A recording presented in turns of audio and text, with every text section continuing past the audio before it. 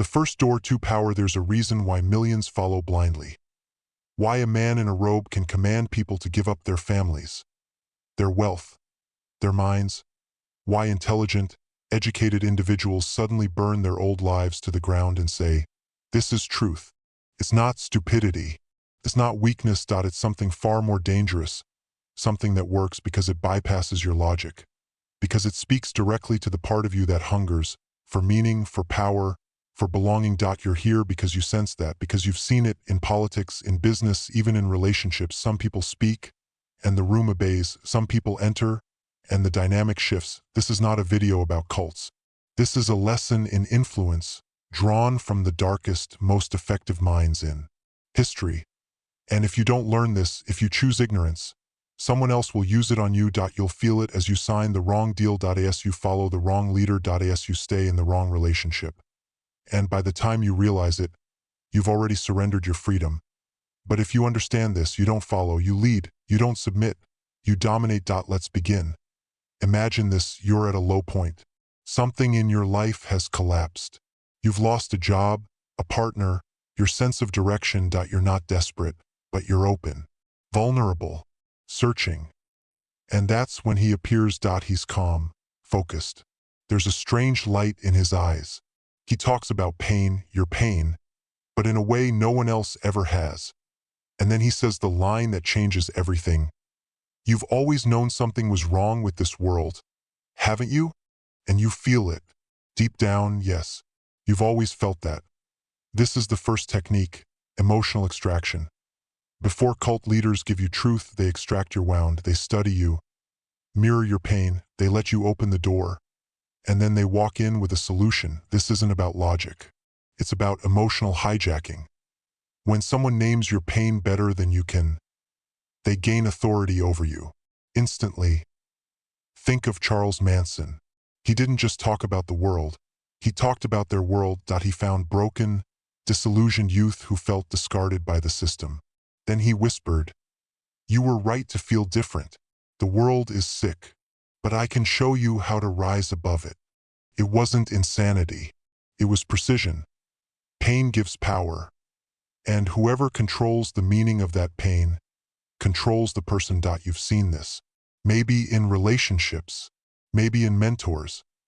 Someone says exactly what you needed to hear, and suddenly you trust them. You open the gate. But understand this, that gate is sacred. Guard it like your life depends on it, because it does. Now, once they've accessed your emotional core, the real work begins. Not through pressure, not through screaming or threats, but through something far more dangerous. Repetition, ritual, routines. This is the second technique, psychic conditioning. Once you believe someone might have the answers, you listen differently. You watch differently. And when the same message is repeated day after day, your brain burns it in. This is how cults create identity shifts. Not in a flash, but through ritual. They assign mantras, morning chants, group behaviors. They destroy your internal compass and replace it with their rhythm. And here's the darkest part: you'll feel relief. Because the world is chaotic. Choices are exhausting, but rituals feel safe. Even in business, this works.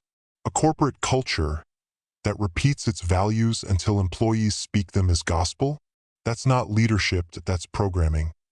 Even in relationships, it shows up. Point one person repeating, "You're overreacting. You always mess things up," over and over and over, until you stop fighting, until you believe it. But here's the shift.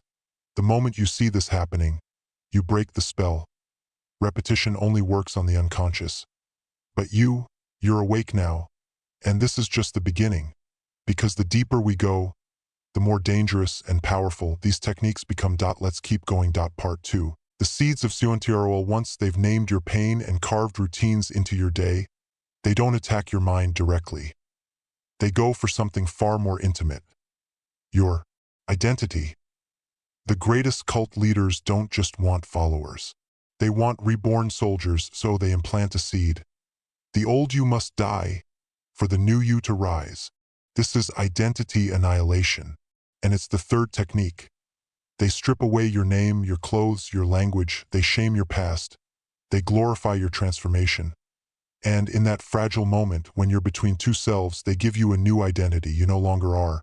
You now belong. Look at military boot camps or fraternity hazing. You break the individual. You reforge the group. Now you move as one. Think as one. Fight as one. That I in the wrong hands. That's horrifying. That I in your hands. That's power. Because when you understand how identities are built, you stop being a product of random experience. You become the architect of who you are.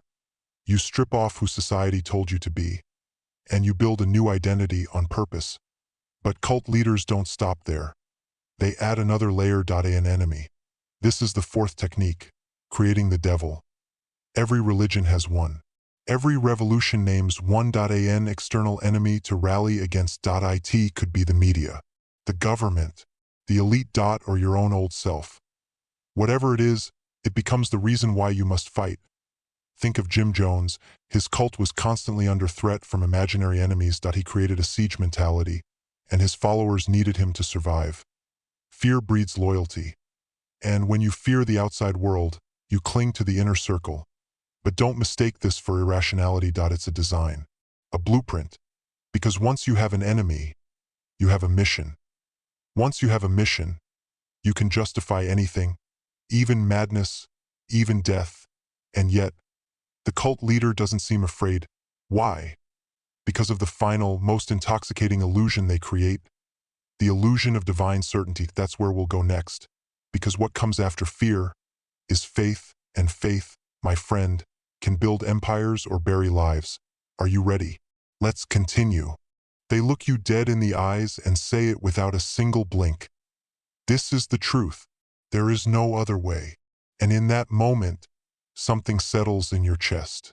A kind of peace, clarity, like someone turned off the noise and gave you a map. This is the fifth technique, absolute certainty. Cult leaders do not entertain doubt. They don't use phrases like maybe, I think, or in my opinion.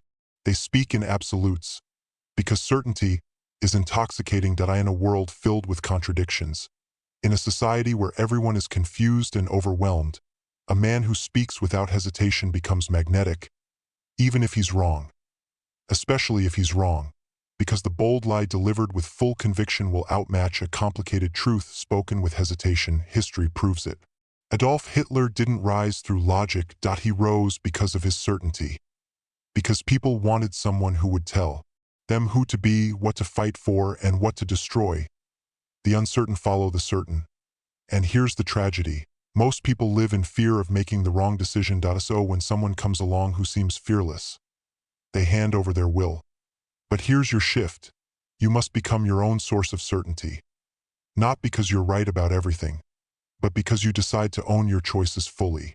You will lose influence as long as you look outside for validation. But when you say, this is who I am, this is what I believe, and this is where I'm going, people feel it. And when they feel it, they follow. So no, this isn't about blind faith. It's about command presence. A grounded inner certainty that makes people lean in when you speak. Cult leaders fake it. You will earn it, because your certainty is forged in self-mastery, not delusion. But there's still one more move. The final lock. It's isolation. The sixth technique, controlled connection. Once a cult leader has claimed your pain, reshaped your rituals, broken your identity, given you an enemy, and wrapped it all in certainty, they take away the rest of the world. They cut the cord. They isolate you physically, emotionally, or mentally. They say, they won't understand. They'll try to tear you down. You're better off without them. And slowly your circle shrinks, until all that's left is them. And when the only voice you hear is theirs, you start calling it your own. But you don't have to be in a forest commune or behind locked gates for this to happen. This happens every day, in toxic relationships, extreme ideologies, manipulative mentors.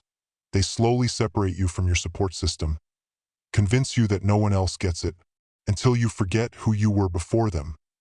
But here's your moment of power.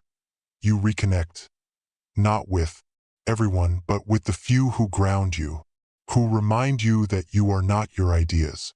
You are the one who chooses them. You surround yourself not with blind support, but with clarity, reflection, and resistance. Because the moment you see what they're doing, you're free, and now you understand how it works. But that knowledge isn't enough. The seventh and final technique. It's not about them, that it's about you, that there's one more layer that separates cult leaders from the average manipulator. And it's this: they give you a purpose bigger than yourself. The seventh technique, transcendent, mission. Every powerful cult ends not with control, but with a calling. They don't just say, "Follow me." They say, "We are building something eternal." They offer salvation, destiny, heaven, immortality. Why? Because humans can endure any pain if they believe it's part of a greater cause. And when you believe you're part of a divine mission, you'll cross lines you never thought you would. You'll betray family. You'll burn bridges. You'll fight to the death. And this is the ultimate bind. Sacred purpose. Once that's implanted, everything else is justified. You've seen this. Not just in cults, but in corporations. In politics. Even in movements that start with good intentions. The mission begins to justify the manipulation. And here's the final danger. When you find a purpose that consumes you, you stop questioning the hand that fed it to you. So what do you do with this? You don't reject purpose. You define it for yourself. You become the source of your own mission. Not borrowed, not inherited, but forged through discipline, vision, and ruthless self-honesty. You take everything they used, and you reverse engineer it. You learn how to name pain, not to control others, but to connect. You use repetition not to manipulate, but to master your own mind. You recreate identity, but from your values, not someone else's blueprint. You no longer wait to be chosen, you choose yourself. This is the final transformation. You are no longer the prey. You are the strategist. You understand the game, and now you play it on your terms. And if you're wondering what life feels like on this side of the mirror, keep going. Because in part 4, we end this journey where it truly begins. The gates of mastery. Look at your life right now. How many of your beliefs are really yours? How many were planted gently, silently when you were tired, heartbroken, hungry for something real? They didn't come in shouting. They whispered. Through parents, through screens, through the person who said, "Trust me." You didn't feel the shift. You just woke up one day and realized you weren't driving anymore. But now you are. Because the moment you learn how dark influence works, not in theory, but in your gut, the illusion shatters. You're no longer blind. You're no longer caught in the trance. You've walked through every manipulation that cult leaders use, not as a victim, but as an observer, a student of power. And now you return to your life with a sharper mind and a harder edge.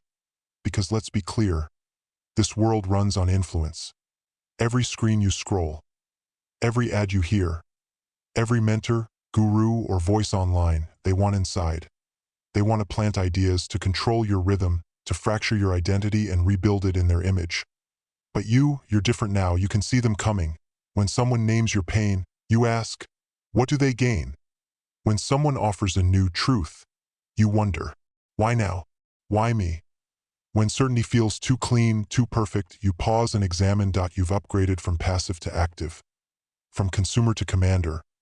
And this doesn't just protect you from cults. It transforms your entire existence. You start using these insights to build something better, not a false empire, but a sovereign self. You rewire your own routines, your own rituals. You define your identity. You craft a purpose that fuels you, not enslaves you. Because what the cult leaders used for control, used for creation. It's like fire. They used it to burn. You use it to forge. And that's the ultimate twist, isn't it? That the darkest tools of control can become the brightest weapons of freedom. So now I'll ask you, what will you do with this knowledge? Will you bury it? Let it fade into the noise of another video? Or will you sharpen it? Because the truth is, this world doesn't reward the most moral, the most pure, or the most well-intentioned. It rewards the ones who understand power and move with precision. And now you're one of them. You've walked through the dark hallways where cult leaders thrive. You've stared into the mechanics of mind control. And you've emerged. Not scared, not broken. but armed. So when the next person walks in with glowing promises and holy certainty, you won't flinch, you'll smile, because you'll see them for what they are. A script you've already mastered. Now it's your turn. To speak with conviction. To lead with clarity. To build a mission so strong. People feel it just by being near you. That's what the great ones do. That's what you're being called to become. And if you're ready to go deeper, to learn how power moves behind the scenes in business, relationships, even your own habits, then this is just the beginning. Like this video, share it, and drop a comment below. I see the game now, because that's what this is. A game. And you've just leveled up. Welcome to the realm of mastery. Now move like it. And remember, the ones who speak the softest, the ones who smile the widest, the ones who say this is for your own good, those are the ones to watch. Not because they're wrong, but because they're playing the game now. So are you. Stay sharp, stay sovereign, and I'll see you on the next level.